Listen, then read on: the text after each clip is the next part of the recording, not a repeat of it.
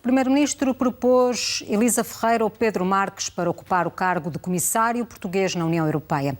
Os nomes foram entregues à nova presidente da Comissão. Ambos tiveram ontem reuniões informais com Ursula von der Leyen. A nova presidente da Comissão Europeia não deixou margem para dúvidas no discurso de vitória. I will ensure full gender equality in my College of Commissioners. If member states do not propose enough female commissioners, I will not hesitate to ask for new names. António Costa quer facilitar a tarefa a Ursula von der Leyen e apresentou 2 nomes. Pedro Marques, sem surpresa, apontado desde o início como provável comissário. E Elisa Ferreira, um nome muito conhecido no Parlamento Europeu, onde exerceu 2 mandatos. Ambos sugerem que Costa procura uma pasta económica. Pedro Marques era apontado como possível comissário responsável pelos fundos europeus. Elisa Ferreira, atual vice-governadora do Banco de Portugal, ficou conhecida no Parlamento Europeu pelo trabalho desenvolvido no Comitê de Assuntos Económicos e Monetários. Na história deste Parlamento.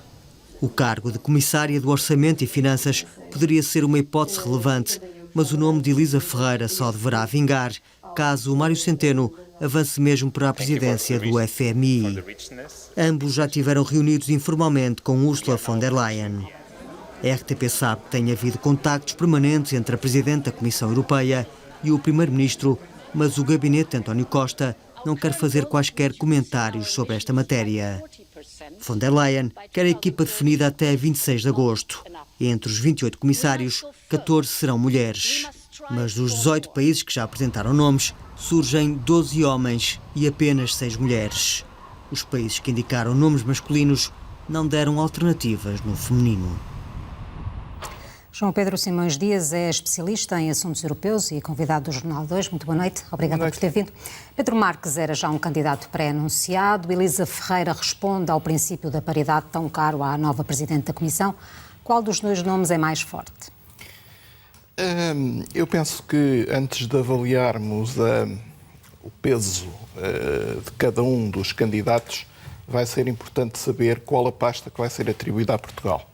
Porque com estas 2 indigitações, o governo português está a apostar claramente em 2 pastas e ambas fortes. Fundos europeus? Fundos europeus, que é uma pasta importantíssima não só no quadro da União Europeia pelo volume, digamos, financeiro que controla, e também, ou em alternativa, a parte económica, a parte financeira, que não deixa de ser menos importante, sobretudo se pensarmos que um dos objetivos da próxima Comissão Europeia terá de ser o aprofundamento, a finalização da União Económica e Monetária.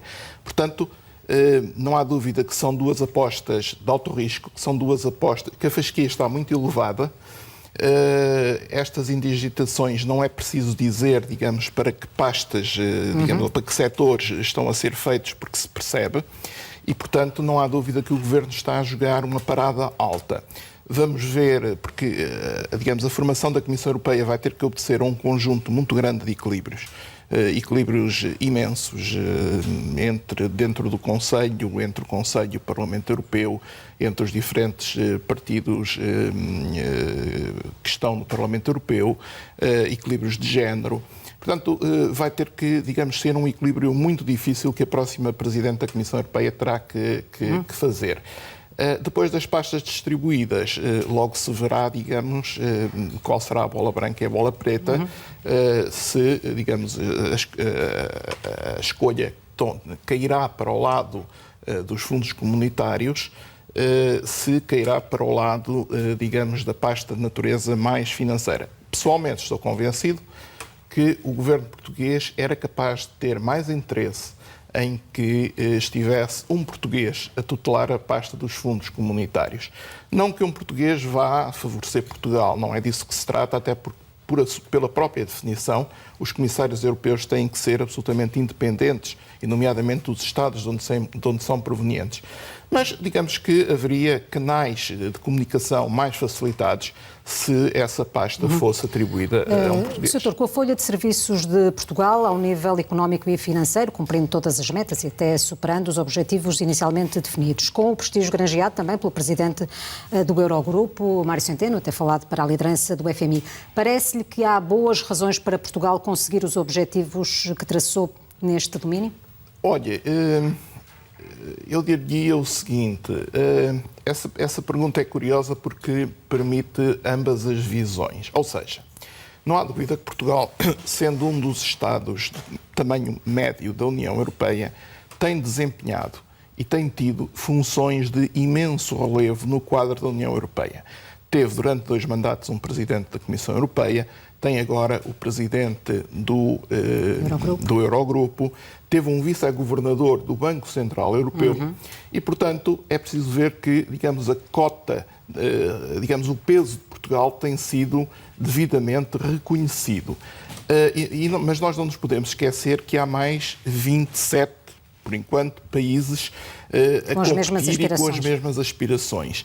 E, portanto, é evidente que o nosso histórico, o nosso cartão de visita é positivo e recomenda-nos. Eu não sei se, digamos, na relação global que tem que se estabelecer, se os cargos que temos exercido... São créditos ou, pelo contrário... São créditos ou melhor, serão sempre créditos. Agora, serão créditos para o futuro ou serão créditos já vencidos? É uma dúvida que fica e para a qual eu sinceramente não lhe consigo responder se o que tem acontecido é bom em termos de futuro ou se nos recomenda-nos. Agora, se será possível continuarmos a manter, digamos, essa fasquia, eu confesso que tenho algumas dúvidas, por muito mérito que a diplomacia portuguesa tenha tido até agora em designar uma série e conseguir a designação de uma série de nomeação para uma série de cargos de relevo importantes. Seguramente até ao final do mês teremos novidades mais concretas e voltaremos a falar. Muito obrigada pela análise aqui feita. Boa noite. Muito obrigado. Boa noite. O Paquistão rejeitou usar a força militar contra